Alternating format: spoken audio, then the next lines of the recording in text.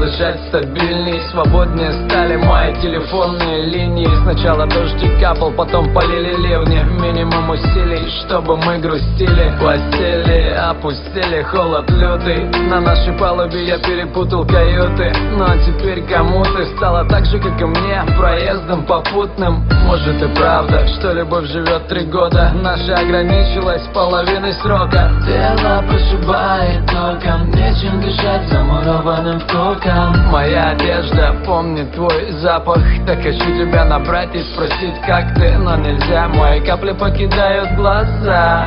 Ты больше не моя. А ты мне объясни, зачем любили мы? Мне слишком сложно забыть все слова твои. Если ты сделала шаг, то до конца уходи.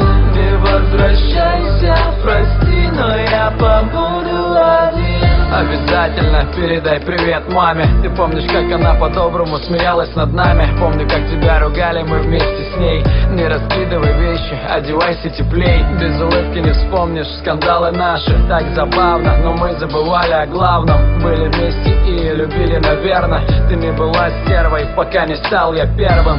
Ты потеряла голову, видимо, не мне одному. Доверяла свое тело, порвала любовь мою. Мечтали поехать на юг вдвоем и завести детей в наш дом.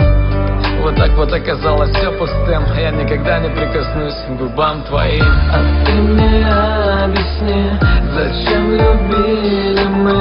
Мне слишком сложно забыть все слова твои. Если ты сделала шаг, то до конца уходи. Не возвращайся, прости, но я побуду один. А ты мне объясни, зачем любили